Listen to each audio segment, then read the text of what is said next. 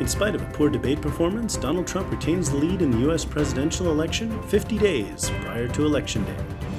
6 Israeli hostages were executed by Hamas following the breakdown of ceasefire talks. Will the war heat up in Lebanon against Hezbollah? Ukraine slows Russia's advance in the Donbas as they invade Russia proper and launch attacks deep into Russia. Welcome to Inside Israel News, your home for American conservative commentary on international affairs and thorough and unbiased analysis of Israeli news, politics, and current events in the Middle East. Or as the internet trolls say, mouthpiece of the Zionist conspiracy, spokesman for the elders of Zion, highly paid propagandist of the Mossad. Yeah, no. This is Inside Israel News. I'm your host, Isaac Kite.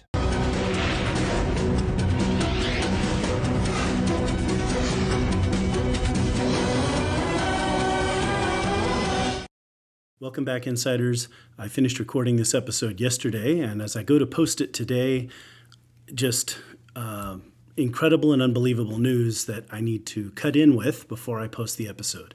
There has been now a second assassination attempt against President Donald Trump, this time at the Trump International Golf Course in Florida, West Palm Beach there. From what I gather, and again, this is breaking news, so a lot of the details are not necessarily available right now, so some of this may change. Huge caveat, right? Last time I did live news, as I told you guys, a lot of the details changed. But from what we've been able to gather so far, what seemed to have happened today is that the Secret Service saw a rifle poking through the bushes, and the Secret Service opened fire. So the shooter himself didn't get any shots off.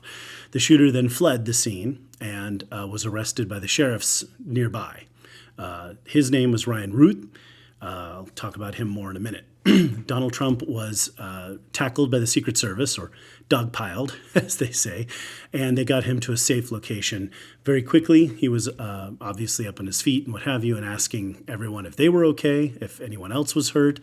Obviously, the last time there was an assassination attempt, we lost a great man, and several people were injured when Corey Compertor was killed in the Butler incident. So this is our second assassination attempt. In any case, the Secret Service seems to have been on this one a little bit better. I have to say, this is an improvement. The shooter did not get any shots off himself, it seems. But there's the big question of why the Secret Service wasn't on the perimeter, and their answer to that question was, well, he's not the sitting president. Just talking to a friend the other day is making the point that at this point, 50 days from the election, at this point, there's a 99.99% chance that either Donald Trump or Kamala Harris is going to be president, right? The likelihood that it's going to be somebody else is pretty minimal, all things held equal, right? So the Secret Service should be protecting both of them like they are the president until the election happens. Now, obviously, Harris is the vice president, so even if she loses the election, she'll still have protection for the time being. But you take my meaning, you take my point. Like, these two candidates are the candidates. One of them is going to be president, and that, they should both be protected. In any event, this guy, Ryan Ruth, seems to be his name. This is going to shock you. No surprise here. Huge anti-Israel guy, conspiracy theorist, doing all this neo-Nazi stuff about how horrible Israel is. Apparently, he was also pro-Ukraine and pro-Taiwan, which doesn't make any sense. I mean, how can you be for the good guys in two fronts and against them on another? So, I mean, he has to be a nutter of some sort, right? And a psychopath. We'll probably find that he's from a broken home and has all kinds of mental health problems. That wouldn't be a great surprise either. But these kind of shooters, these kinds of people, they tend to fit a pattern. They tend to have a profile. So we'll learn more about that later. I just want to take a moment to say it's time to tone down the rhetoric. Kamala Harris herself is saying Trump is a great threat to democracy. We have several members of Congress, Democrat members of Congress out there talking about how Trump is a threat to democracy and all this kind of thing. We have the Trump is literally Hitler nonsense going on out there. people, this is irresponsible behavior because it's encouraging people like this. It's encouraging people like the last shooter, right, to go out and take pot shots at President Trump. And then we get the stupid comments from people, well, these people need better training, or let's go after their families instead, or this next time don't miss, and this kind of stuff. Very dangerous people, very psychotic. We're getting a lot of violence from the left these days, and it's intolerable. They need to tone down their rhetoric. And of course, MSNBC is out saying that Trump needs to tone down his. Trump hasn't called for violence. Trump's not calling them, Harris in particular, a threat to democracy. He's saying, the system is problematic. But what's his solution to that? Is it that we have a violent revolution and overthrow the government? No, it's that we get out and vote, right? So by all means vote, but this needs to stop. So now you guys are messing with the son of a mensch. It's time to stop calling for violence, backhandedly, against President Trump. This has to stop. So that's the update. With that, I'm going to continue with the existing show so you can get your news and analysis on the polls and all of that. Obviously, we'll see how polls go from here. The mainstream media is trying to ignore this story, just like they tried to bury the last assassination attempt. So there's a lot of people that were trying to claim that Trump wasn't even at the golf course and things like that. So, wow. Wow, people. In any case, with no further ado, here's the rest of the episode now that you're up to date with this. And just want to say, prayers and good feelings for the Trump family. And, my friends, what I want most out of this right now is just to have a fair election. Okay, I just want us to go through November, get to November 8th, the day after the election, and for us all to sit and say somebody won, because somebody's going to win, fair and square, in a fair fight. No one was assassinated. No one was shot at. That we had a fair election without the cheating and all the nonsense. And then we can go from there. If we win, we win. If we lose, we lose. That's a fair system. Okay, that's what I want. There is no greater threat to democracy than attempted assassination of one of the candidates who is extremely popular and likely to win the presidency. All right. So, like I said, with that, the rest of the previously recorded episode. Welcome back, Insiders. It is I, yours truly, your mad genius, your gregarious Vulcan, your shadow president, your prophet of things to come. Emphasis on the mad genius today, maybe a little bit more. I don't know. Could be interesting. But I am back once again to bring you all of the news and information. The episodes should be coming more often. I'm trying. It's been crazy lately, slowly getting accustomed to all of the changes. But some people have asked how the cricket's doing. That's our new baby girl. Her nickname is the Cricket. And little Cecily is doing just fine. She's dodged the bullet on most of the health problems that ail those with Down syndrome. She seems to be healthy and happy, and we're just making sure that she gets all of the care she needs. And otherwise, she's a baby, and we're just trying to take care of the baby. A little different from our past experiences. So it's been a fascinating couple of weeks here. We lost James Earl Jones recently, although obviously everyone's thinking about, his roles in Star Wars and that kind of thing. He did play an interesting character in Coming to America, of course, in a great comedic role. I always remember him in movies like By Dawn's Early Light and, as Admiral Greer in the Tom Clancy series of movies, and just a great actor all around. And it's sad to see him go. We're losing a lot of the greats, but I suppose no one lives forever, and he was fairly old.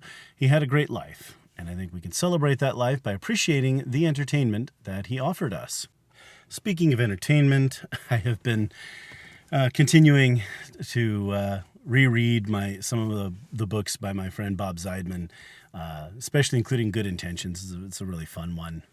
And our main character, Winston, is on his way to being president of the United States, or at least being a candidate for president. The ultimate identity politics woke candidate, and yet, he's the son of a man who was a powerful business owner who, unfortunately lost his business in a woke business environment. Anyway, it's a lot of fun. I've been having so much fun with this story. All of the wokeness and all of this stuff. If you took it to its logical conclusion, we'd live in a society where, trans fat would be a controlled substance, and court trials would all be about, how much of a victim are you? What's your victim status? And this kind of thing. So Good Intentions by Bob Zeidman. So much fun. Check it out. Worth a read. I read so many things myself that are so heavy. I've been reading books by Neil Ferguson and of late, and of course, I'm always down for a Clinton Rossiter book, but those books are heavy and intellectual, and there's so much information and so much to think about, and oh my God, sometimes it's nice just to sit back and read an intelligent story, nevertheless, but fun and entertaining, and thinking about, that kind of stuff. So anyway, Good Intentions is a fun story. All right, we just had this debate, and Kamala Harris's first debate, and what a thing, my friends. And the best part, I think, was the YouGov poll for the New York Times that shows her with a 5-point lead. That's probably the most humorous thing I've seen this week. It's ridiculous because all the other polls show something completely different. So Trafalgar is a much more Trafalgar and Rasmussen are much more accurate pollsters. And of course, as I always say, polls come with a grain of salt. They can never be completely accurate. All they do is give us an idea, a sampling, right? That's what a poll is. It's a sampling. You take 1,000 people or 2,000 people or 20,000 people, whatever your universe size is, and you try to weight things out based on demographics and, how many Republicans, how many Democrats, how many independents, and get a fair idea of where things are. Anyway, Trafalgar poll before the debate was 47 all, right? We were tied at 47 apiece. Then they had the debate, and they said, who do you think won the debate? In the Trafalgar poll, they had Harris winning the debate by 12 points. Okay, that's fair. Come back to that in a second. And then their post-debate poll was 48 even. So they were tied at 48. Okay. So it didn't move the dial much, but it moved it in a direction that was good for Trump. On Rasmussen and a couple of other pollsters have found that on economy and immigration, things have moved Trumpward. Like more people say Trump, they agree with Trump on the economy and on immigration than did before the debate. Those are two issues Trump wants to be running on. So the only thing that moved the dial was that. Trump's answers on abortion and all that kind of thing were fine. Would he veto a bill? He's not going to have to, and I think that's a fair answer. Looking at the makeup of Congress right now, it's going to be a close Congress, right? I mean, right now, we look at the polls, again, just a sampling, but they give us a pretty fair idea. Sheehy looks to have it in Montana. We know that Jim Justice has it in West Virginia. So that's a 2-seat gain for Republicans right there, assuming the polls are accurate in Montana. But I've been up there recently. I've chatted with a few people there. And the people I chatted with, of course, mostly in rural Montana, granted, were not very pleased with Tester at all. And they liked Sheehy and were excited to vote for him. So, anecdotally, there you go. But in any case, it looks like the GOP's got those 2 seats. Well, that's a majority of the Senate, but that's still close. Polls are close in Maryland, Ohio, Michigan, and Pennsylvania. It's entirely possible then that the GOP could, one or two or even all 3 of those could go to the GOP. I'm telling you, there was a poll. Most of the polls in Pennsylvania have Casey in the lead, but there was one that had McCormick in the lead by a point. Look, when you're a part of a scion of a major Pennsylvania political dynasty and a 3-term incumbent and all that good stuff. You should not have polls that show that election that are even close. All right. Casey should be up 10, 15 points. Right. What is going on that's even close? Right. People are tired of the wokeness. So there's a good chance if Trump wins Pennsylvania, especially, that he gets that. Anyway, so that's what the House, there are Democrats now concerned that Kamala is going to go down to a defeat and that's going to cost them the House. As I said in analysis in earlier episodes, if Trump wins, it's going to mean that his voters turned out in greater numbers. And that's going to mean a win in the House and probably a win in Montana as well, which gives the Republican Party the Senate narrowly. Right. If the GOP wins all the competitive races, they might gain 5 seats. So Montana and 4 more. Right. And have 55 seats in the Senate. But even then, that's not enough for cloture. Right. In any case, that Congress is going to be close and it's not going to have enough people who would vote to ban abortion. I think you could get a 20-week ban out of Congress that would ban late-term abortion. Most states have banned it, but there are states like Alaska that have no regulations whatsoever. So late-term abortion is still legal in a number of places. So I could see Congress passing a late-term abortion ban. Many Democrats would vote for that, and that would be something that could be sent to the president's desk. But Donald Trump just came out against Florida's ballot measure to ban abortion. So this idea that somehow he wants to ban abortion, it's a lie, it's obvious, it's stupid, and, it's just ridiculous. But during the debate, of course, we had, the fact checkers who were on Kamala's side and utterly ridiculous stuff, trying to gaslight us into thinking this pet thing didn't happen. I wish Trump hadn't raised it. It was kind of a crazy thing to bring up, granted. But the fact is, we have a lot of illegals coming into the country. It is causing crime to increase. And they're like, well, crime rates aren't increasing. Well, you're not keeping track of the data. And we're getting other gaslighting. The Seattle Times trying to say that, there was no Chaz, that little uprising in a Capitol Hill in Seattle. That didn't happen. Of course it happened. They had articles about it. Right? I mean, this thing is, wow. These people are so deluded, so caught up in a fantasy world that everything is the way, whatever's convenient is true. Anyway, okay. Whew. I mean, now as for the debate, yes, I'm going to say Kamala won. Why did she win? She won because of low expectations. Everyone expected her to bomb, right? And the fact that she didn't bomb, that she got good acting lessons and was able to get through the thing without making major mistakes or sounding like she's drunk or, the problem with inflation is that inflation is a problem or, there's this country called Ukraine and there's this bigger country next to it called Russia that's invading Ukraine. Like, she didn't talk to us like we were kindergartners. So, I mean, she didn't bomb. But the only reason she didn't bomb was that the moderators were on her side. Now, what the media and the left don't understand, and this is the beautiful thing about Trump's strategy, is that works for Trump. Now we have all the memes out there, the 3 against Trump, right? The moderators, and when it's everybody against Trump, it makes him look good. Now he's the one who's put upon and everyone's attacking him, and it makes him a sympathetic figure. But moreover, we, the people, especially working class people, feel attacked by the media and the left and all of that kind of thing. And therefore, when they attack Trump, anyway, so, they're always attacking us. Now he's defending us. It's this great strategy that he has. So again, all of that ends up working to Trump's favor. Now we're finding out that Kamala was, she had the questions in advance. And I mean, they certainly helped her because they didn't try to pin her down on any policy issues. She didn't make any major policy statements. Right? They didn't hold her account on the economy.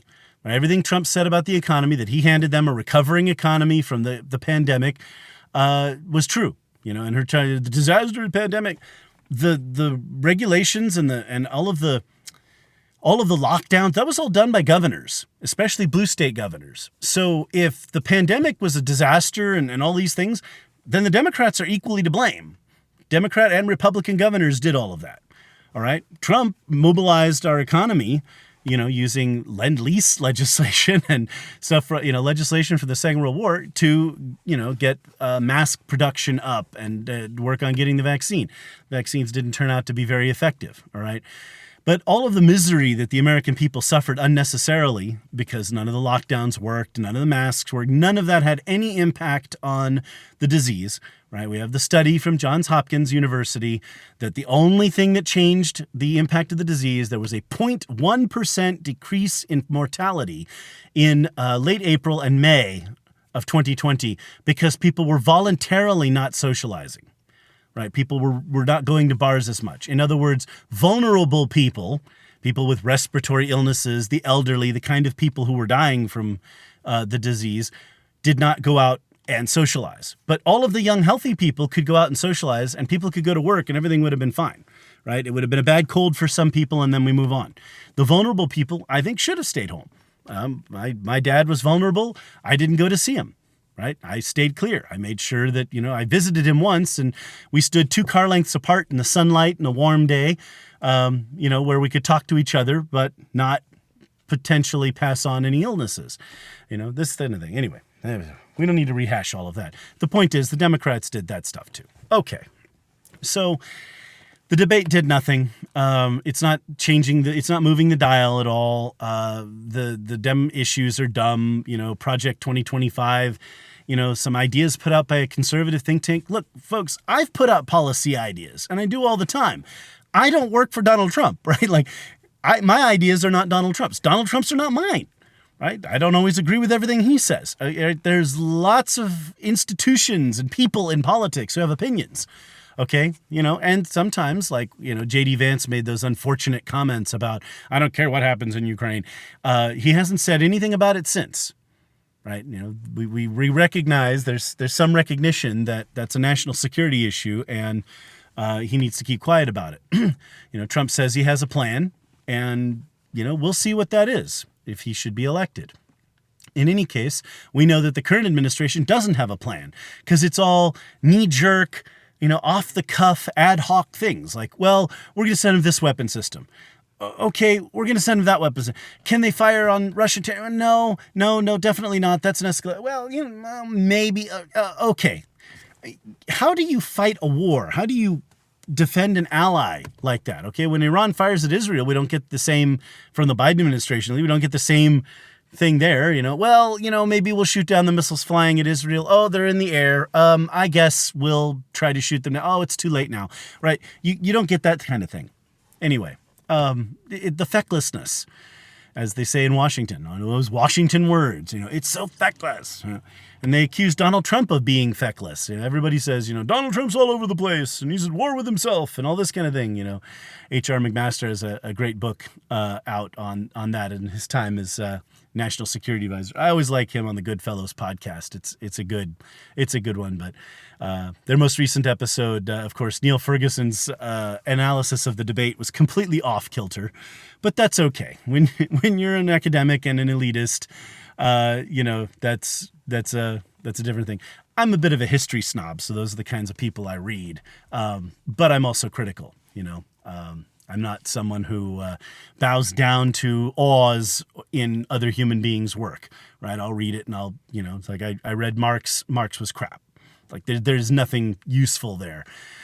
I've read other things, by people who are critical of the U.S. Constitution. I'm like, I can see where they're coming from a woke point of view, but I disagree. The Constitution generally works. These kinds of things. Like I like to read different opinions and thoughts and this kind of thing and chew on it. Anyway. Okay, so debates in the past, once again, and I'm going to keep American politics to a minimum here. Once again, when we look at the polls, the Democrats have to win by at least 4 points nationally to have a chance at winning the battleground states. Already the margins in the battleground states are not looking good. Most of the, whether, 538 or Nate Silver, most of the prediction things have Pennsylvania leaning red now. The margins are not good there. Half the Jews in Pennsylvania are voting Republican. Nationally, we have a lot of capos and ghetto Jews who vote Democrat. Unfortunately, I was picking on them. So it's about a third of Jews nationally are going to vote. But like I said, half the people who self-identify as Jews are secular leftists who, their grandmother or grandfather was Jewish and they really have no connection to Judaism now. They just don't want to be called white. Right.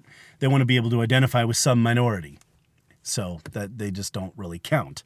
So of the half of Jews for whom Judaism matters, 3 of 5 are voting Republican, and probably a higher margin. We'll see how that kind of comes out. Anyway, so if the election's tied, let's take the Trafalgar poll, 48 apiece. If the election's tied, Trump wins about 312 electoral votes, and it's a landslide in the Electoral College, right? Even if Kamala comes out 1 point ahead, he still wins big in the Electoral College, right? 2 points ahead, still a big win for Trump. So at this point, we're about 50 days from the election, 53, 54 as I'm recording. It's looking good for Trump.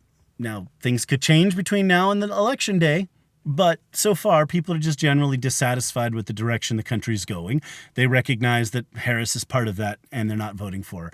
And honestly, the more appearances she makes, the more she says, and the more that the campaigning that Tim Walz does and all that tends to lean in the Republican direction. So there we go. And, now it's about turnout. Who can turn out their base? Voter registration nationally by Republicans is up over Democrats.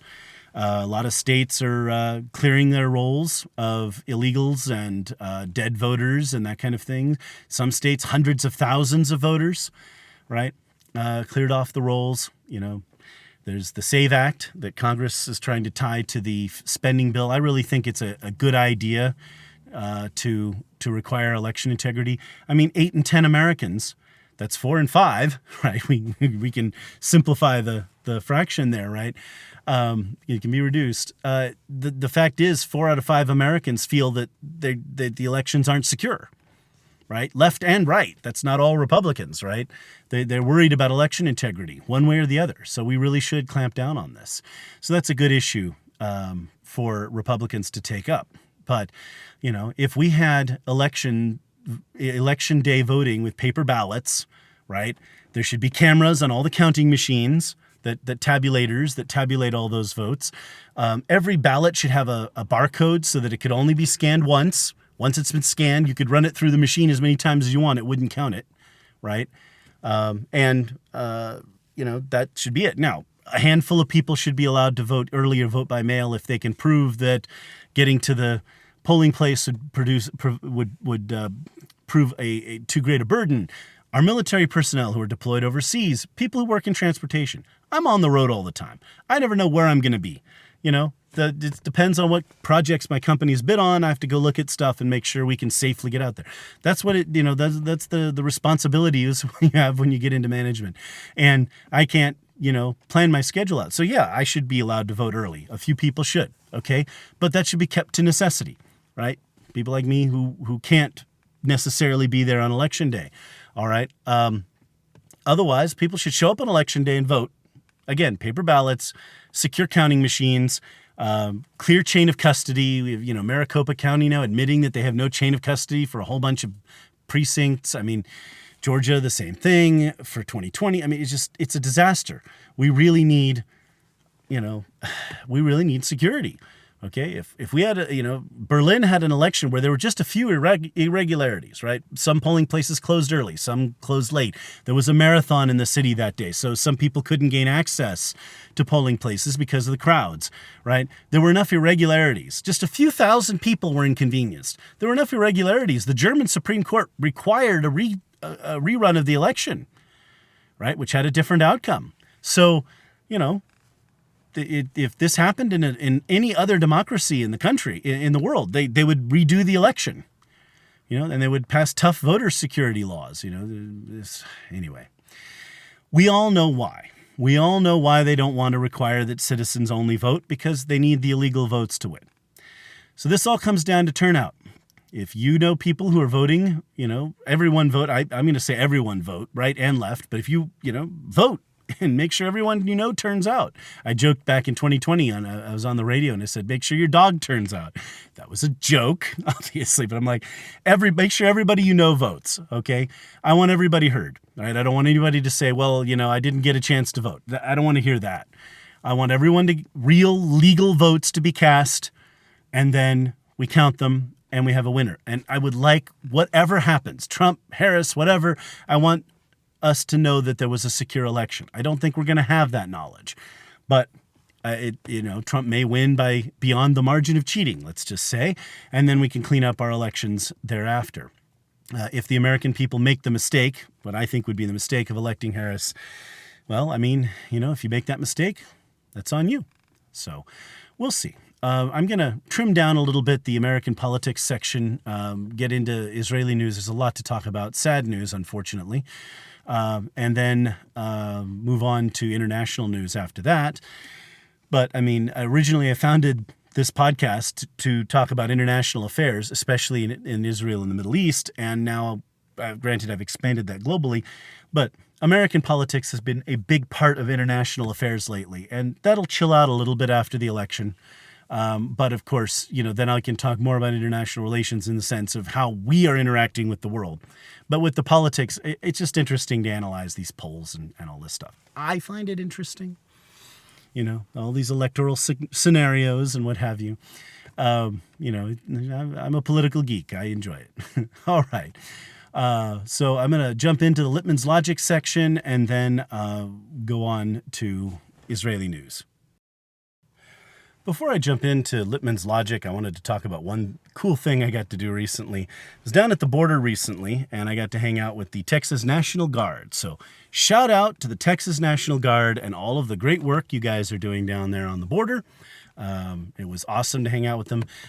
Unfortunately, I could not record or video anything, it's not appropriate in those kinds of environments. But I did have a good time, chatted with some of the guys there. They were really cool.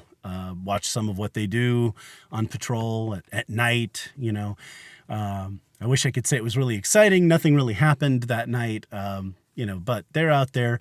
When they spot anything suspicious, they report it to the, Border Patrol, and they go out there and deal with it. But no, just a great time. And those guys do great work out there.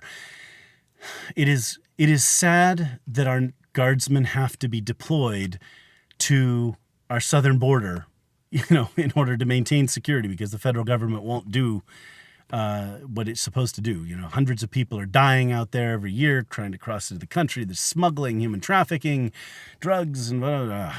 It's miserable, but at least they're out there doing that job. I appreciate all of them, the Border Patrol, ICE, all the guys who gals who do that. Love you guys. More power to you. Appreciate what you do very, very much. And again, shout out to the Texas National Guard. Had a great time.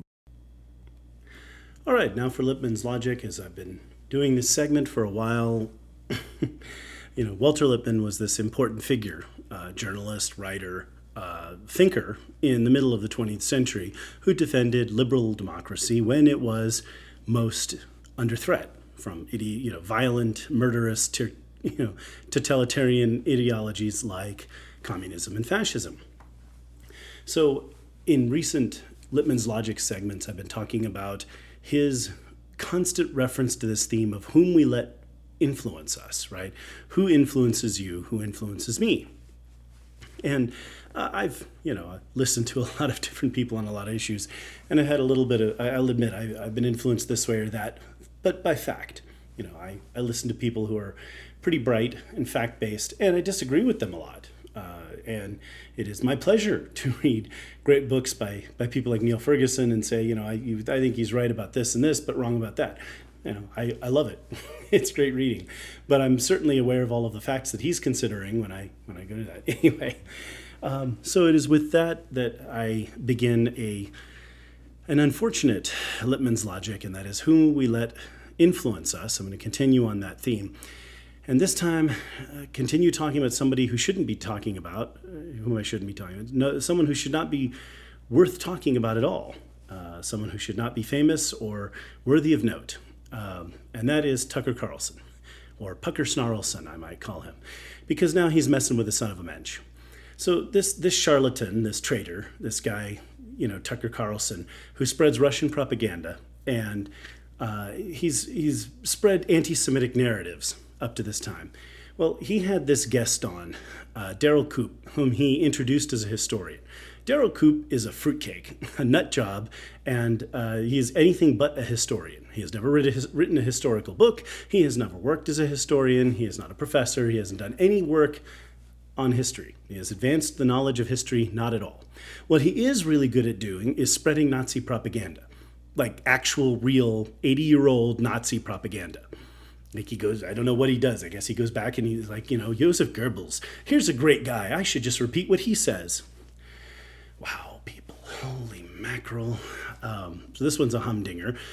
So apparently, according to Daryl Koop, the way we remember the Second World War is entirely wrong. Hitler and the Japanese are the bad guys, and Britain and France and the United States, we're the good guys. And Stalin was a bad guy who, the good guys used to win the war. They didn't realize quite how dangerous Stalin was, and we found out in the 40s and 50s when the Cold War heated up.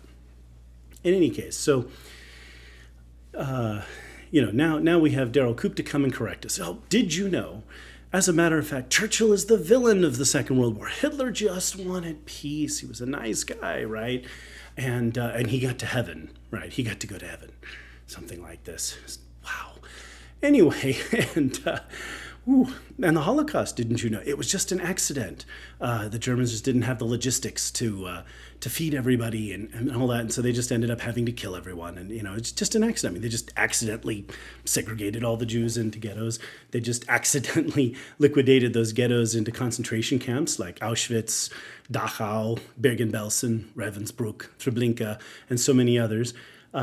They just happened to test and experiment with different ways of killing people because bullets are expensive, and found that, Zyklon B worked really well. So the Zyklon B just accidentally discovered it and accidentally made its way to these gas chambers, which were unintentionally designed to look like showers and were just accidentally airtight so that they could accidentally mass murder 6 million people. No, this is utter nonsense. Hitler's anti-Semitism is original. It goes way back, all the way to the beginning of his political activities when he's in the army and he's in Bavaria working with these militant militias against the communists, the Freikorps and various things that were going on at the time. He wrote several letters saying, hey, this is great stuff. Like people, you can attack capitalism in the name of socialism. Socialism's great. It's beautiful. People love socialism.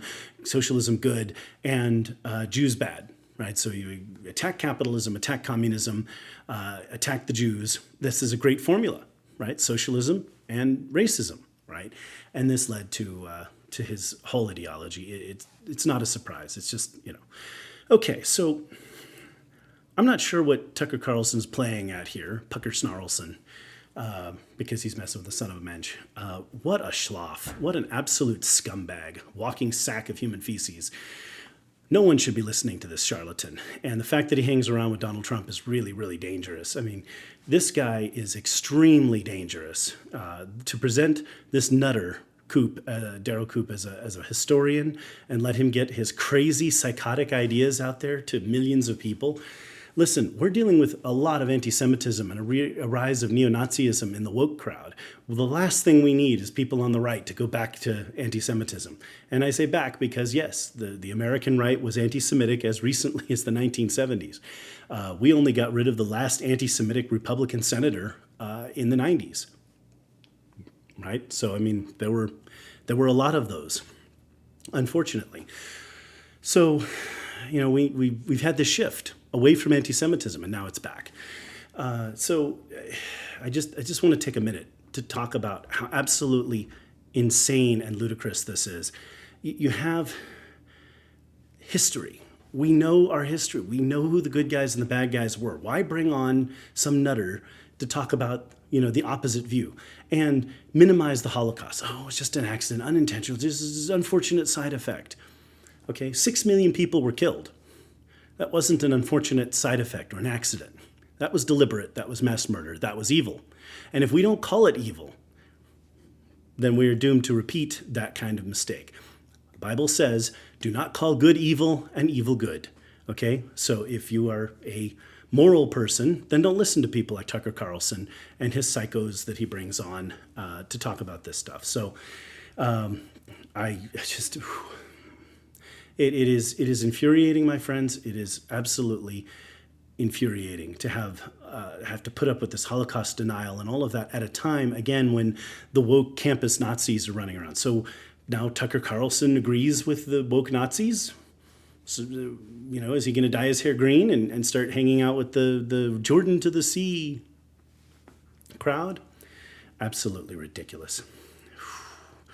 We're getting a lot of anti-Semitic narratives out there, and there are all these people that are spreading this nonsense. I heard a friend of mine told me he'd heard from someone else that, oh, don't you know the Talmud says all these nasty things about Christianity, and it's full of all this stuff. And it's like, the Talmud is a commentary written by rabbis over many, many years. Okay, it contains a lot of information. Most of it just commentaries on our religious law, but it does contain some other comments. And yeah, there are negative comments about Christianity. There are negative comments about Islam and Hinduism and other belief systems that were around, Zoroastrianism, which barely exists anymore. There are comments about other groups of Jews that are just as bad. Jewish people have a right to have opinions on things and to record those opinions. I mean, are you going to try to argue that no Christian has ever said anything bad about Jews? Or looked the other way while millions of Jews were carted off to concentration camps? Nobody is perfect. The whole point is we can't judge all these people by certain comments or what have you. There's no Jewish conspiracy against Christianity. There's no effort to undermine it. The Jewish population of the world is tiny, and all we want really is to have a state of our own and be left alone. Okay, and most American Jews just want to live like, especially the secular leftists who don't even identify with Judaism anymore, really. But the point is, you've got to watch these narratives. If people come up, it's the elders of Zion, it's the Illuminati, the Jews run everything. And it's like, no, we don't. We don't. If we had that kind of power, we wouldn't be at war in Gaza right now. I mean, come on, people. It's like you don't ignore the evidence of your senses. Okay, so why don't we all just chill out? No more anti-Semitism. There's no need for racism against Jews, and Jews are bad, and we run the world, and all this kind of nonsense. No more, let's talk about Nazi propaganda and spread it. Churchill was the villain. Churchill was the greatest hero of the 20th century. Why? Because when the British Army was cut off at Dunkirk, when the British government was on the ropes, when they were in the really desperate situation, Churchill did not surrender. He didn't negotiate with Hitler. He fought. He saw evil. He knew it was evil, and he fought it. He refused to surrender. And if he had surrendered, if Britain had made a deal then, the Nazis might have lasted many, many more years. Thankfully, the U.S. joined the war, and we annihilated that evil. There are many more evils in the world today that we have to deal with, but let's not try to call them good. Okay? Don't listen to people who don't know the difference between good and evil. Don't listen to people who have no moral boundaries. Don't listen to people who are traitors and spread foreign propaganda, right? And not just, foreign propaganda or whatever, advanced the interests of Russia, a named enemy of the United States. Like, the Russians say they are our enemies. They say they're against us. It's not that we're making it up. They say they're against us. And Tucker Carlson's out spreading their propaganda. There was a time in English civilization when you would be drawn and quartered for that sort of thing. But, the point of free speech is when people speak up and show you and tell you that they are nutters, that they are fruitcakes, that they are dangerous, you stop listening to them. That's the point. Now, Tucker Carlson has told us that he's a nut job and a dangerous charlatan, demagogue, that he owes all of these things.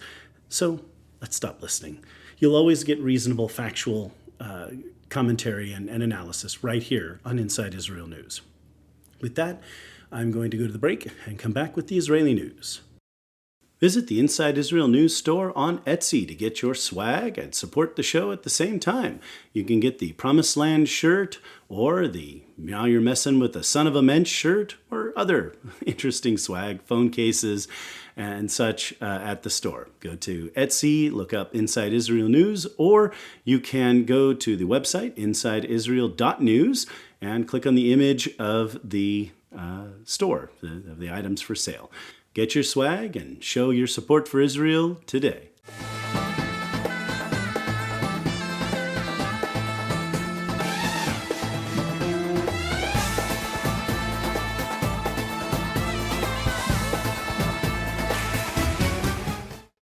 All right, I'm going to start with the Israeli news here shortly. We just, I recorded the first part of the show one day, and now I'm recording on a different day. And in the meantime, we've had this wonderful news that some pro-Palestinian neo-Nazi punk charged at a veteran up in Massachusetts, tackles him, starts attacking him, goes for his gun, and ends up shot in the stomach. And this is going to shock you, my friends. Massachusetts is going to charge him with a crime. Not the neo-Nazi protester who attacked him, the veteran who defended himself. I hate to say it this way, but I think you'll understand when I say it. I hope he's not Jewish because, Jews are always charged for defending ourselves. We're not allowed to. So, it's like, when it rains, it pours. And the news just gets worse and worse. Anyway, I hope that's addressed. Watching the video myself, I just can't see any reason to charge him with anything. The guy, he was behaving and acting in self-defense. Can't say that everything was perfect, but, that, to be honest with you, my friends, sic transit Nazi. So it goes with Nazis. If you're going to be a Nazi and you're going to attack people and engage in political violence against people that he's running out there, 200,000 people have died. No, that's not true. But if you're going to be like that and you're going to attack other people, you deserve what you get. I'm sorry. You come and attack me, I'm going to disable you. And you're going to need an ambulance, okay? In this particular case, you go for somebody's gun, I got nothing. That you get what you get. So let's move on to the Israeli news. In a horrible event, Israeli forces were closing in on 6 hostages, and Hamas executed them. Let's not make any bones about this. Hamas murdered 6 Israelis they were holding hostage that they'd already starved because they did not want them to be rescued. They were down in a tunnel, too.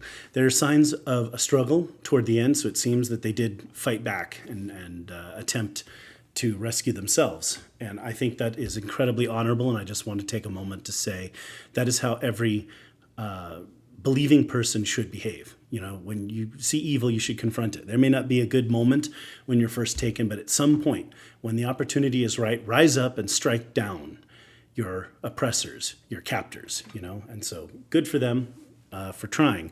But unfortunately, in vain, Hamas murdered them. Hirsch Goldberg Polin, whose parents spoke at the DNC, shows you how much Hamas respects the current administration. Aiden Yerushalmi, Ori Danino, Alex Labanov, Kamel Gat, and Almag Sarusi. These people were, they were Israelis. They were citizens of a free country who were kidnapped on October 7th, the day that, 1,200 Jews were murdered, by Hamas, in order to, be used as bargaining chips. And it's a bargaining chips that I want to speak first, because we have this issue going on where all of a sudden a bunch of Israelis got mad at Bibi. And some of my friends, I will tell you, good people, really good people that I know, got really angry about it because they blamed Bibi for not negotiating with Hamas. My friends, Hamas has no intention of releasing these hostages. Certainly not all of them. If they will release them, they will release them only in exchange for surrender, right? Where they get to take back control of the Gaza Strip. We are not going back to that. Okay? This war needs to be prosecuted until Hamas is destroyed. Hamas delenda est. Hamas needs to go the way of Carthage. It needs to be eliminated completely. And while they have been devastated and brought low and weakened significantly, they still enjoy a lot of public support from the Gaza residents and also from the residents of Judea and Samaria over there in what the international community erroneously calls the West Bank. They are very popular, and we cannot ignore that fact. Okay, this organization must be destroyed. Its leaders, like Yahya Sinwar, need to be hunted down like the rats that they are and eliminated. So, but it is one of the tactics, the really backhanded, really just evil tactics that these people use, that by taking hostages, they have them to manipulate us with, right? To make it look like they're not the bad guys. Right, so people are getting upset with Bibi because he wouldn't surrender to Hamas, and they're getting into, he was the security quarter along the Philadelphia corridor and this kind of thing, technicalities, right? Hamas wasn't going to come to a deal whether Bibi pitched that particular provision or not. There was never going to be a ceasefire. And if there was a ceasefire, it was only going to be to Hamas's advantage. All right? You can't negotiate with terrorists. So he did have a few Israelis who got upset and protested and this kind of thing. I mean, freedom of speech, okay? But I will tell you, the people who are upset at Bibi were people who don't like Bibi. They're his opponents, right? People who are emotionally hate him, are angry with him. They don't like the way he runs the country, okay? I don't know of anyone that I knew, of the people I know and people I've talked to, who was for Bibi or neutral on Bibi or what have you, who is not a supporter now because of it, right? So the people who already hate Bibi got all upset, all right? I think if you're blaming the leader of Israel, and, you know, in a free country, it's okay. It's fair to call out leaders and blame them for this or that. And whether it's true or not is up to, you know, the people. But, you know, getting, you know, riotous and violent and this kind of thing over this in Tel Aviv. And it's you know, if you're getting that way, you're chill out. Okay, you have a right to have your opinion, but you don't have a right to commit acts of violence and riot in the streets. And I would just say, I mean, you have to recognize what Hamas is. They took those hostages to create this situation. They want you upset. They want you angry at Bibi, right? So remember that. Keep that in mind, okay? It's okay to oppose your leaders. It's okay to hold them accountable. It's okay to disagree with them. It's okay to hate them if that's what you feel.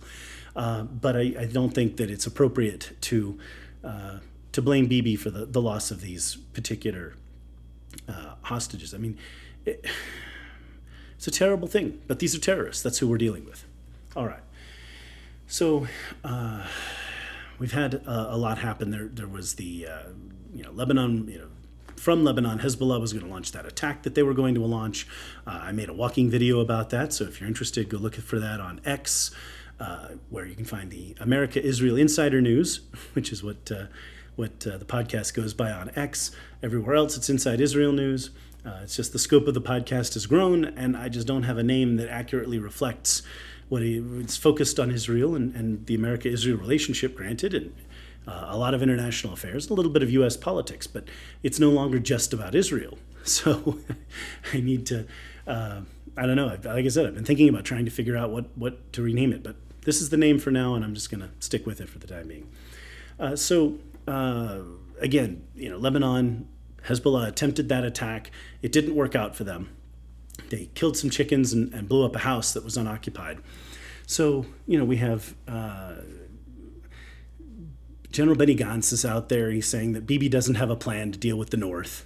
And Yoav Gallant, the defense minister, is saying that it's time to go clear out the North. It's time to wheel north.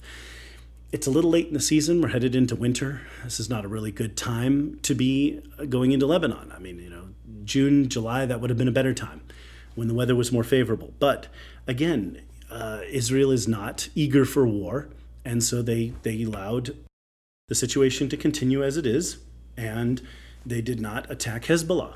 Right? So much for the bloodthirsty, sniveling, conniving trolls with horns on their heads, blood bots, and have secret space lasers. It's ridiculous. Oh my God. Anyway.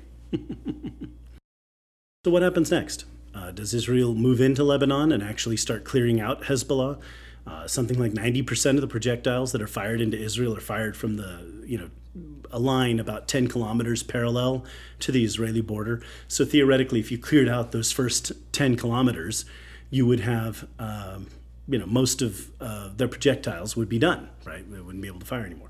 And if they continued moving up to the Litani River and cleared out most of the rest of Hezbollah's area. So far, Israel's been doing really well bombing munitions. Hezbollah continues to fire munitions into Israel, but at a lower rate. Their attempt to pick up their attack didn't work. And Iran seems to have backed down after the assassination of Ismail Haniyeh over in Iran. They promised all kinds of revenge, and Israel was going to get bombed, and Tel Aviv was going to be aflames, and this kind of thing, and then they didn't. 2 U.S. aircraft carriers moving into the region, and that's definitely not good for Iran. So what's going to happen now?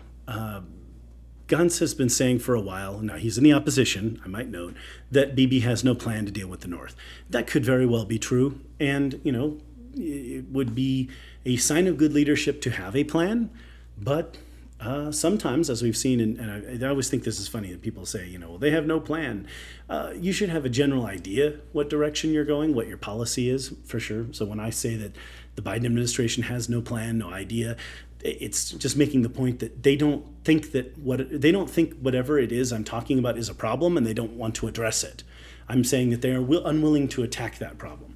But not having a particular plan isn't necessarily a bad thing. I mean, before World War I, countries had lots of plans on how to deal with one another if a war started, and those plans ended up broadening the war. It involved countries in the war that would not have been involved otherwise, right? So anyway, so be careful about having too much planning. But at the same time, by this time, there should be some kind of a plan or policy in place to deal with the North. Like if this happens, then that happens. Contingency plans, right? Destroying the weapons facilities and all the stuff that was done to Hezbollah recently, good start. But it's going to take more than that. At the very least, I think the Israeli ground forces are going to have to go in to that first, like I said, the southern 10 kilometers and, find munitions stores, root out Hezbollah fighters, and they're going to have to clear that area and maintain control of it to a certain degree. There's just not much choice. If the residents, tens of thousands of Israelis are evacuated from the north, they want to go back to their homes, right? People have lives. They have chicken coops, and they have, they have vineyards, and they have farms. They have this is what they do. They want to go back to it. They have a right to live there, right? Hezbollah has no right to fire at and try to kill people, so that has to come to an end. So if Bibi didn't have a plan, he's going to have to come up with one now. Now that operations in Gaza have toned down, I'm not saying that they're not going on. They are ongoing. There are significant Israeli forces there, but the major combat has come to an end. And it's a much smaller operation now, more of a policing action, where Israeli forces, kind of like I talked about, we'd have to put our people in jeopardy because no one else can be trusted to do it. It would be nice if our Arab allies would get involved and try to help out, but we're not getting a lot of offers of help there, let's just say. In any case, Israeli soldiers there are in danger. Thus, they're having to patrol, having to police the area.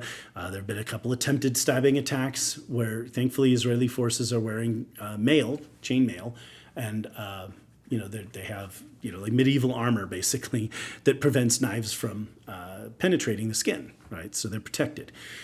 But still, it's really not fun. It's really not fun. So this is the situation that prevails in Gaza. Still, there is the opportunity to move larger amount of Israel's forces up north to deal with Hezbollah, and they're gonna have to figure out how, what, when, why, and where to make all of that happen. Now, staying up with the politics, as I've said before, opinion polling can be, always take it with a grain of salt, right? In America or in Israel, it's difficult to poll people and know for sure what they think. But because Israel has a proportional democracy, that is, people vote for political parties, you do get a better feel.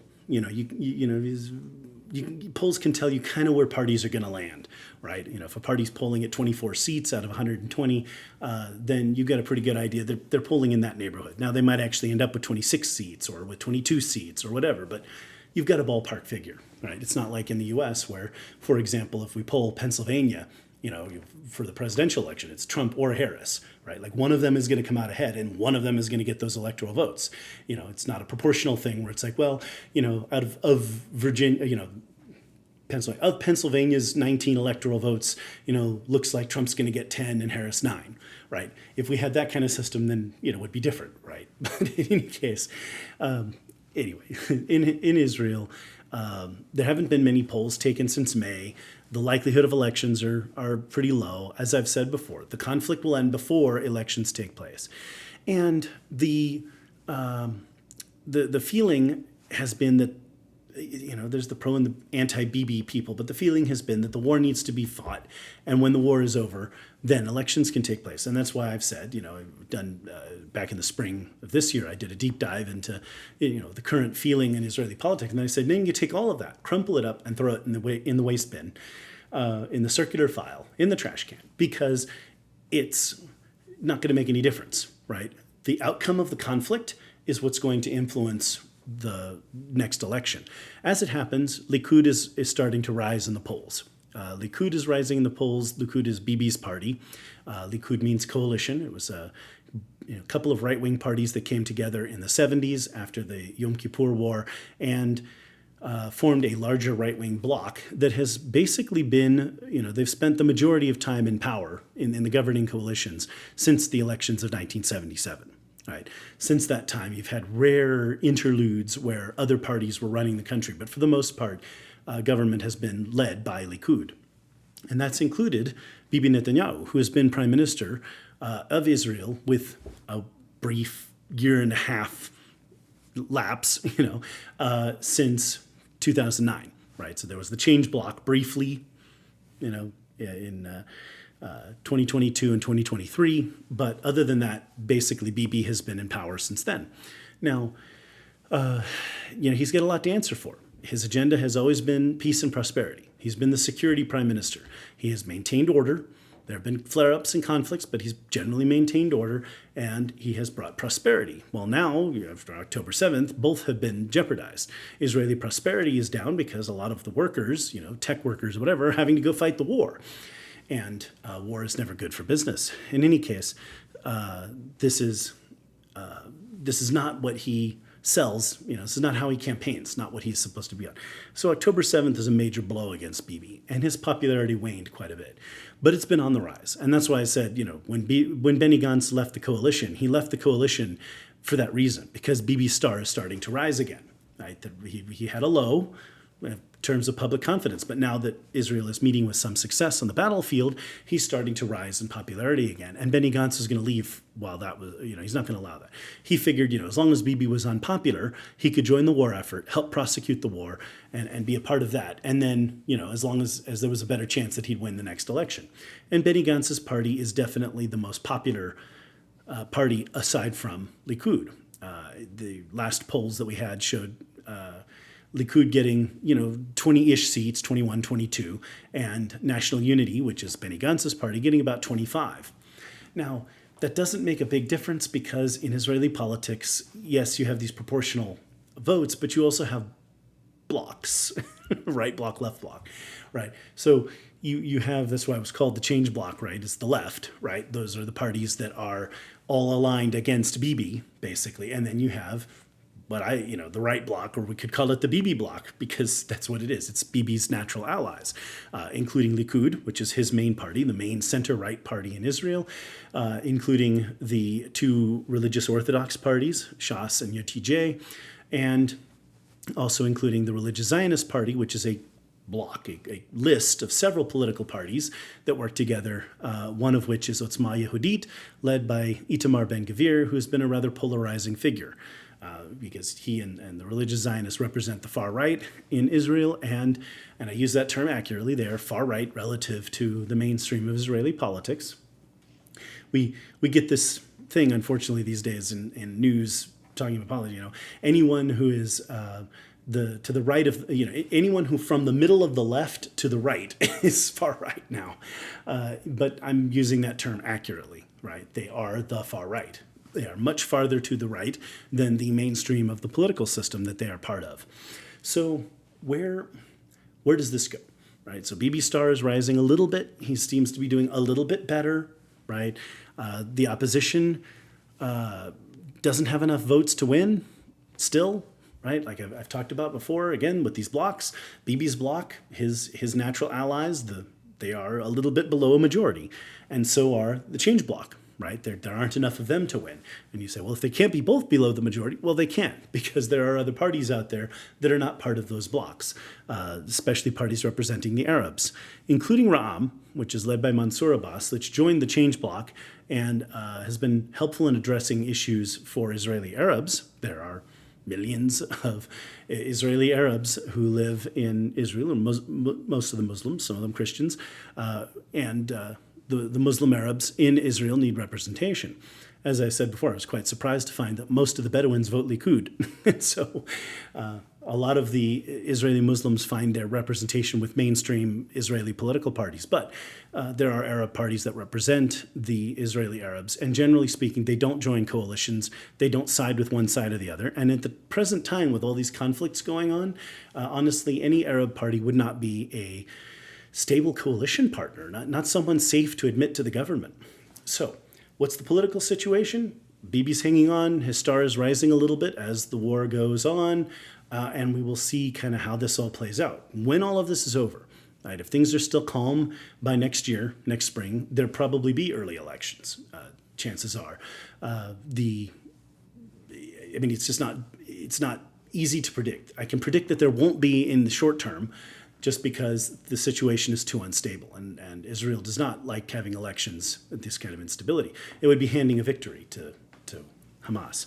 And you have, months to go before this conflict is going to grind to some kind of conclusion, right? A few months from now, Hamas will be in much worse shape, probably on their last leg. What's going to happen with Hezbollah, we don't quite know yet. But even if Israel moves into southern Lebanon and confronts Hezbollah directly, which is a different kind of war from Gaza, this is going to be a much more serious fight to go up against Hezbollah. I think that's part of Israel's hesitation. That's going to be a real war, not just fighting, these terrorists in Gaza. Not to say that hasn't been a serious conflict, but I'm talking about, and those, military veterans, know what I'm talking about. That's a real fight against Hezbollah. Their paramilitary forces have been well trained. They have experience fighting alongside Bashar al-Assad in the Syrian civil war. They have murdered and butchered and slaughtered their way through their enemies, and they are well trained veteran soldiers, not like Hezbollah terrorists, right? So there you are. So your prophet of things to come doesn't quite have an answer for that, but we'll see. Probably elections next year. Depending on the circumstances. The next conflict zone would be Lebanon if it's going to happen. And there is a very good chance, especially if Donald Trump wins the election, that the Iranians may decide just to hunker down. It might be better just to keep their heads down rather than try to fire things up, because they know Trump's going to reimpose sanctions and that there are going to be tough times ahead. On the other hand, they might feel like it's time to ramp up in advance of his taking office and try to cause the most consternation and damage between now and January 20th. We'll see which path they take. But probably, given the cowardice of that regime, if Trump wins, they'll probably just hunker down and things will settle down into next year. But we don't know that for sure. So that's the Israeli news in a nutshell. And I will go to the break here and come back with the international news.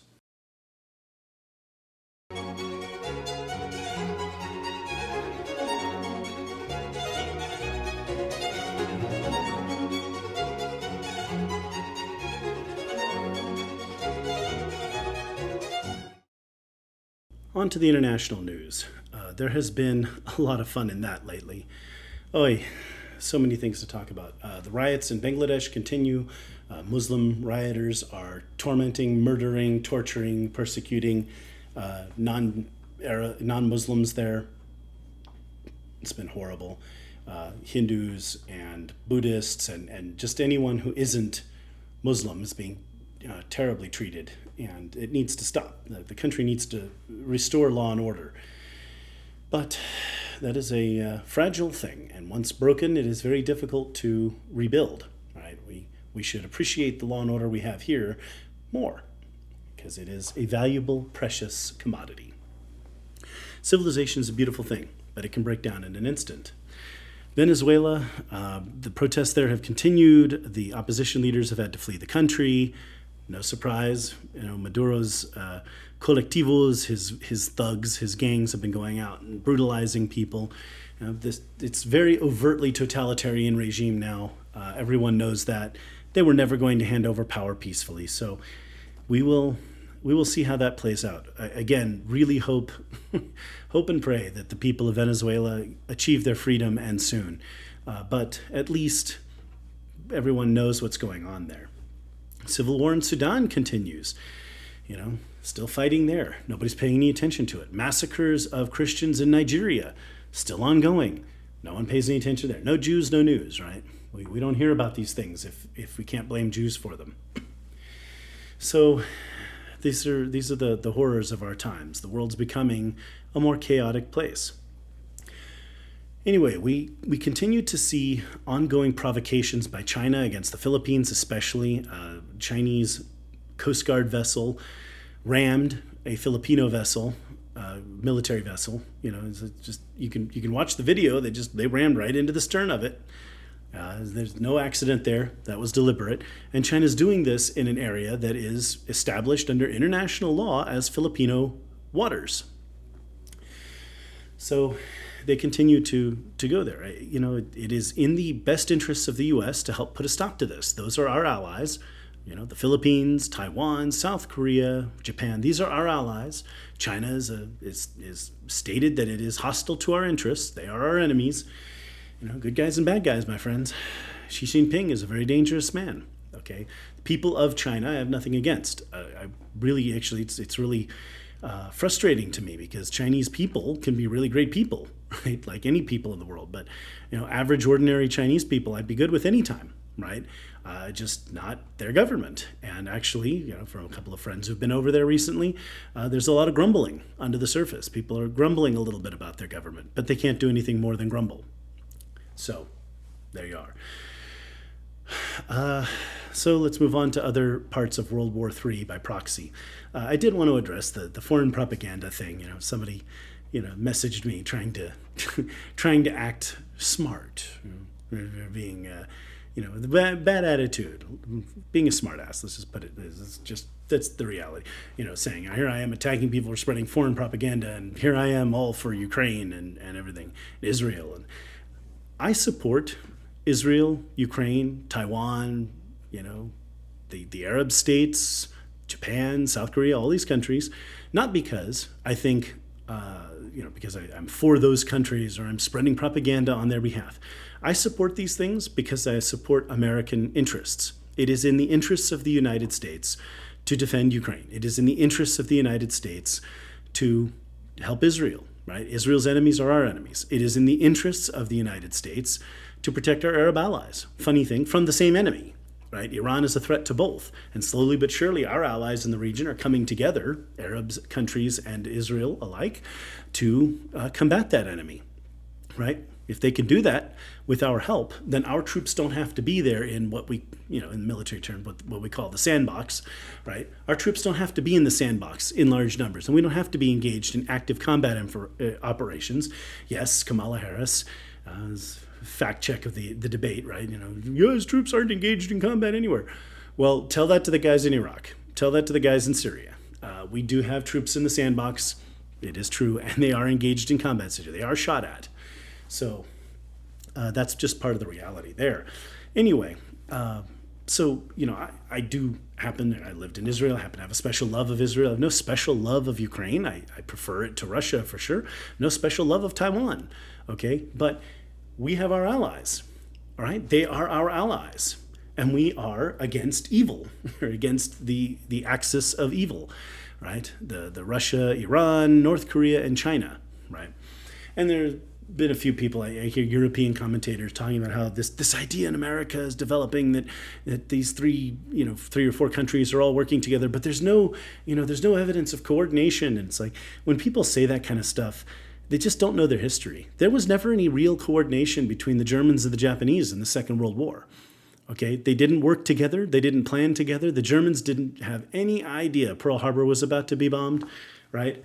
And while the Japanese were fairly sure that the Germans were about to invade the Soviet Union, they signed a non-aggression pact with the Soviet Union just before Germany attacked, right? So there was no real planning or coordination among those powers either. But what we did see is we had an axis of fascist, racial supremacist regimes, whether it was Yamato Damashi and the supremacy of Japanese race, or, the Aryan race, Übermensch of Germany. Okay, they were racially superior, racial supremacist regimes. Okay, and so those were the axis. Well, here we have the axis now. We have those countries that are with America and support our values, right? that are with whom we trade, right? We trade with Israel, we trade with the Arabs, we trade with Japan, we trade with Europe. Okay, these are our trading partners. They're important to our economy and our security, right? And we should support them. Okay, so this World War III by proxy, I know a lot of people are talking about a Cold War II. This is a war. It's a real war already. World War III by proxy is a distinct and deliberate effort, overt effort. They're not hiding it, of Russia, Iran, China, and North Korea to weaken U.S. power and create a multipolar world. Kind of like in the early 19th century where there were 5 major powers in the world. And at that point, the major powers had to, act in balance with one another.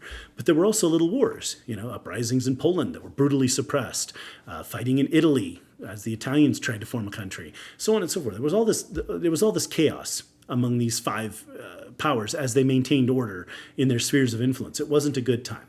Right? Now we have a unipolar world. Everything revolves around U.S. interests and U.S. policy. And we are the good guys. Right? We bring peace and security to the world and prosperity. Right? That's what we want, trade and prosperity. That's not what the Chinese want. That's not what the Russians want. They want control. They want empire. Vladimir Putin is trying to reestablish the Soviet Union. I made a walking video about that too. And if we respect the many hundreds of thousands of men, about 350,000 Americans died in 2 world wars to liberate Europe. If we respect their loss and respect our veterans who fought there, we can't let Russia take over Europe. It'd be like pissing on the graves of our men. It's absolutely ridiculous. It just can't be allowed. Europe has its problems, but they're going to have to deal with them. But they're not ours. The issues with the immigration, all that's what I mean.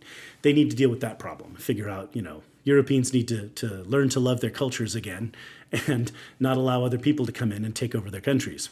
In any case, the fact is, these 4 countries are working together overall.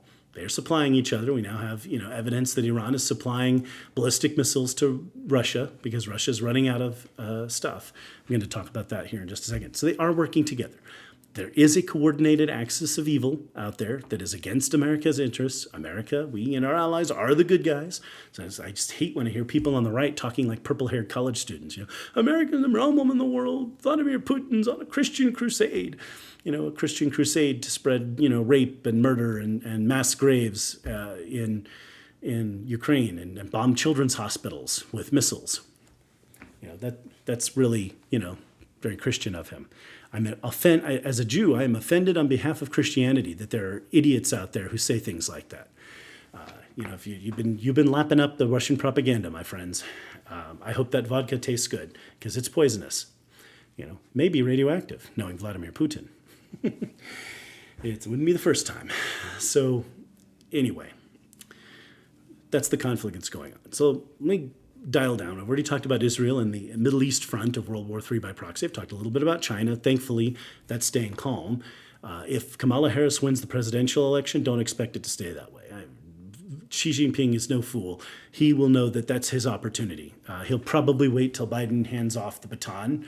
So sometime February, March, April, the weather's not so great there in the South China Sea, so we'll see. But sometime in 2025, he'll probably make his move if she wins. If Trump wins, then again, our enemies are going to have to hunker down. They know that he's unpredictable, will not respond like a politician, and that is dangerous to them. Anyway, let's go to Russia. A couple of things real quick. Provocation. America not allowing Ukraine to fire into Russian territory. How you can have a war where you can't shoot into enemy territory. It's ridiculous. It's asinine. But even Britain's Storm Shadow missiles require U.S. technology to guide them, and they can't use those either, even though the Brits are willing to let them. But this administration just, it's like, you put your big toe in the door, but you're not going to put in, any more of your foot. Oh, well, we'll get in the next toe, and then the next toe. You could just put your foot in the door and be done with it. Okay, let's end this war. Let's see Ukraine to victory. And once Russia has suffered a total and complete defeat and Ukrainian borders are secure back to the 1992 lines, then Ukraine can join NATO and this will never happen again. It's over. And then our enemies are in defeat and retreat and our allies are in victory and prosperity. life is good. That's the way we should be going. In any case, all this stuff with Putin saber rattling about nuclear weapons, it's like he is not going to launch his weapons. He knows what will happen. There is no greater Russia without Russia, right? If there is no Russia, we will bomb them off the face of the planet, okay? They know better. So it's a bluff. And it can only be a bluff because we still have deterrence. Beside which, Putin wouldn't want to embarrass himself that, half his missiles don't take off, and among the other half, a bunch of them are errant and go God knows where, land in the Arctic harmlessly or whatever. Some will fail on reentry, and, we might shoot down a few, although that's less and less likely. In any case, he doesn't need to embarrass himself. But anyway, the point is, Putin is a dangerous man because he is deranged, and he is trying to reestablish the Soviet Union and restart the Cold War, okay, with his Chinese and North Korean and Iranian allies, right? They're not coordinating, but they do want to see U.S. power weakened, so they are working together toward that end. And that's why he has this conflict going. So we need this to end. We need Ukraine to have a victory, and it's getting ridiculous at this point. Okay, so Ukraine has been slowly, they've been trying to hold and slow the Russian advance in the Donbas, and the Russians have been slowly advancing. The Ukrainians just can't hold them back. So Ukraine has invaded Russia. They've invaded Kursk and Belgorod, and they've just launched a new incursion in Kursk. So, now Russian territory is being invaded. Of course, now they're all, upset because they just, now suddenly Russia's talking about, sovereign borders and invading other countries. And it's like, well, interesting. Invading foreign countries. Interesting. Well, I don't have any tears for the Russians. They need to, they can end this war anytime by just pulling out of Ukraine, right? Not going to happen, though. Putin has bet the farm on that. So how's this going to go? It's become more of a war of maneuver in Russia. And we are now, at first Russia, sent the FSB. They sent what's left of the KGB, the intelligence agencies, to confront the Ukrainians. They tried withdrawing some Wagner troops, former Wagner troops from Africa, to help. They pulled troops from other places, and it hasn't stopped the Ukrainian advance. So now we're hearing, and I haven't confirmed it yet, so I'm just telling you the cutting edge of things. It looks like the Russians are finally starting to pull troops out of the Donbas and away from their offensive in order to fight in Kursk, which, of course, was Ukraine's goal. That was the point of doing all this, was to slow their advance. If they can halt the Russian advance now and build up their forces and gain new capabilities like the F-16 and fire at Russian bases deep in Russia, they've been able to launch swarm drone attacks and attack Moscow and stuff. So, Ukraine can start to get the upper hand, one would hope. I want the good guys to win this one. All right, I've wanted to take a minute, I've had so much going on this summer, to talk about the European elections, France and Britain in particular. And in both elections, the left won. And it's like, it's not really a victory. I don't want to call them Pyrrhic victories because they did actually win, but they're not lasting victories, right? So France first. France has a two-round voting system for the Assemblée Nationale. So they're elected from single-member elective districts, just like here in the U.S., but they have a second round, right? In that second round, a lot of the parties work together, especially on the left. Ensemble, which is, President Macron's party, and the NTF, which is the far left, it's a group of political parties on the far left that are loosely affiliated with Jean-Luc Mélenchon, the communist, neo-populist communist, or whatever people want to call him.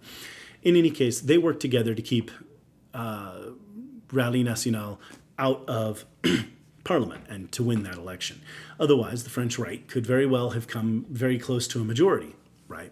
And now Macron has been forced to appoint a prime minister from the far left because they, gained the most seats in the election, right? They put his party to shame. But that required them to work together, required coordinated strategic cooperation to engineer a left-wing victory there, right? It didn't happen naturally, right? So there is very much the possibility that in the next election in France, 5 years' time, the right could do much better. And that election may not wait 5 years if a crisis hits. Macron has had to tone down his internationalist rhetoric. The NFT, people are talking about Marine Le Pen and her relationship with Russia, and saying that it was Russian banks that financed them when French banks weren't willing to work with the far right in France. Perhaps, but the far left is the same way. So now Macron has had to tone down his support for Ukraine, right? So, nutters are nutters. They have a tendency to like the same things. Just like I said, you got green-haired college students here in the U.S. that, that America's bad and America's the problem in the world. And then, you get people on the right like saying, oh, America's bad, America's the problem in the world. Like, when did you two become friends? You don't have a lot in common. Okay? So, all right. So, what a thing. Wow. Anyway, Britain is a little bit different, and I just wanted to talk about this analysis. This is something that Neil Ferguson pointed out and a couple of other commentators have talked about.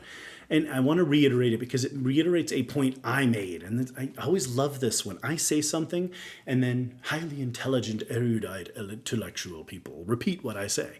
Because it tells you that you're getting good analysis, among other things. But it also, I become quite impressed with myself. I may actually know what I'm talking about sometimes. Always a humble attitude, right? Anyway, so I told you when the British elections happened that the Tories, the Conservatives, were going to lose, but not because Labour was going to win, right? The Tories were losing. They had lost the confidence of the voters, and that's why they were going down. It's not a matter of, let's say, people choosing Labour, all right? And this is an interesting point. So Labour, in the popular vote, only gained 1% over the 2019 election, right? When Boris Johnson creamed Labour, just utterly devastated them. And they gained a lot more seats. They have massive gains, but that's because the right was split. I'll come back to that in a second. They did gain seats in Scotland because the Scottish Nationalist Party is crumbling. So most of that 1.1% that the Labour gained between those two elections was in Scotland, where they performed better. They started getting some of those Scottish seats back because Scottish nationalism is dead, right? The SNP has become a joke. The devolution of powers to Scotland has proven a disaster. Scotland is not better run. It is worse run than it was before they had local government. And people are away, their eyes are opened. They see now what's going on, okay? So I've been wanting to talk about that for a while. When you look at it, over 100 seats that the Conservatives lost, the second place candidate in those seats was Reform, right? So Reform defeated the Conservatives. Reform is Nigel Farage's party, a party to the right of the Conservatives, especially on immigration, right? They were the ones who defeated the Conservatives. Labour gained a bunch of seats because of the division on the right, right? And that's how things work in a first-past-the-post system, right? You have, when you split the votes up, whoever gains the most votes wins, right? And that's what happened there. So there you are. That my analysis was right and spot on. Other people have agreed with it, and the numbers play out and prove my point, right? So now the question in Britain for the future is, will the Tories and Reform get together and form some kind of agreement, right? And I think that, the Tories could just basically say, hey, we'll put Nigel Farage at the top so that he would be prime minister if we won. And in exchange, we'll want the lion's share of policies to go the Tory way, but obviously immigration and securing Britain's borders from migrants and this kind of thing are going to have to be top issues. If they could make a deal like that, then they could come back to the next election ready to win, and Labour would go down in flames at this point.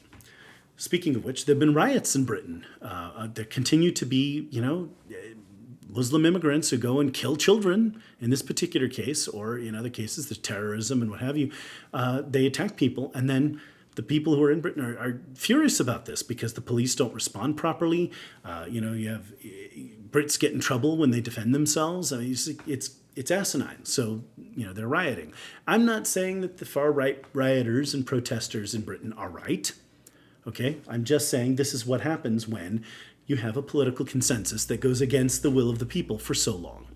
And Europeans, especially Brits, need to recognize that if they want to succeed in the future, they need to have faith in their own culture and their own identity. Right? Stop with this multiculturalism and nonsense. So we've tolerated plenty, but now it's beyond tolerance. Europe is being taken over. And these people are now out there, shouting neo-Nazi slogans in London, right? It's asinine. Anyway, so Europeans need to start believing in themselves again, having a little bit of faith in themselves, start having some children. All right, I have 7 children myself. I can speak from a state of some certainty on this matter, some expertise, that it is a happy thing to have a family, right? It is fulfilling. It is a great thing. I love all my kids. They're great. They're great kids, okay? You'll have a good time. It'll be great. Get married, have kids. It's a fun thing. It's the most radical thing you can do. It's revolutionary. It's an alternative lifestyle. Just go out there and do it. And that will create a generation of people who believe in themselves and believe in their culture and are willing to work hard and try to succeed. So anyway, there you are. These are the, and I just want to note, when I say Europeans, I mean all of the integrated, culturally European people. That includes Indians and Pakistanis and people who live there and integrated culturally. Okay, what I am opposing, what I am saying is wrong, is having an alien culture living within your own, because it becomes cancerous. Eventually, they're going to take over, right? And that needs to be opposed. And if you're going to oppose that, you need to have children, and you need to stem the tide of immigration, right? So, anyway. That's what I'm talking about. I'm sure people, you're racist, he's just against black and brown-skinned people and all this kind of thing. I don't care what your skin color is. If you are Western, if you're culturally Western, you're good, okay? But these people that come in and are, believe in cultures and belief systems that are incompatible with Europe and with the West, that's a different problem. Okay, so with that, another great episode. I know I need to be making them more often. I understand that, and I appreciate it. I will get you more episodes, I promise. And you will have access to the most excellent analysis at the top level, cutting edge of analysis in the news. How did Rush Limbaugh used to say? The cutting edge of societal evolution, he always used to say, But I don't know if I'm there, but I do offer you what I think is pretty good analysis of international affairs and kind of high-level American stuff as it impacts international affairs as well. So I will say with that, as always, goodbye, Lehitrod. Years of the history, stand with me, look into my eyes and see people go away but never say goodbye. Someone stole the moon tonight, took my light. Everything is black and white. Who's the fool who told you boys don't cry? Hours and hours and flowers. Life is no game for the cowards. Why? The time goes by. Every day I'm losing my mind, holding on in this mysterious ride, dancing in the storm. We got nothing to hide. Take me home and leave the world behind. Baby, promise me that never again. I'm still wet from this October rain. October rain.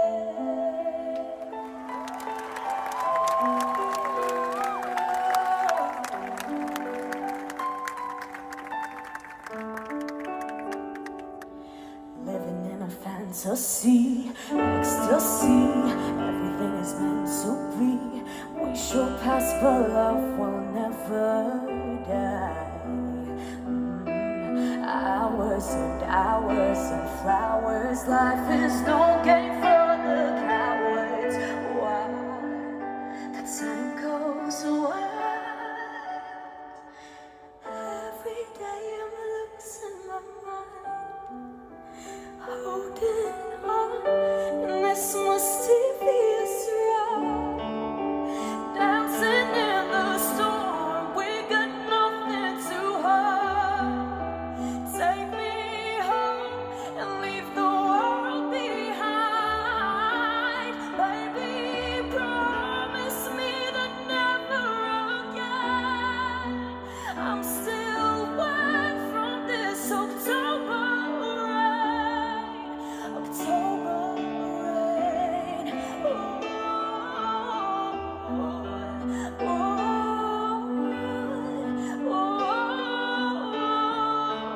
October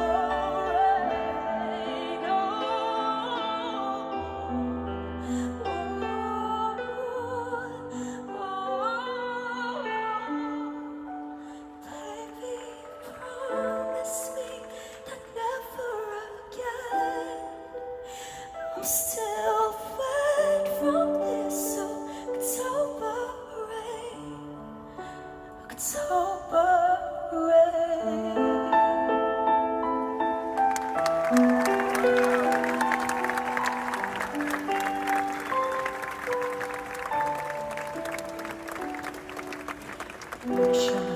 אין שום, אין מקום, אין אותי מיום ליום. כולם ילדים טובים אחד אחד.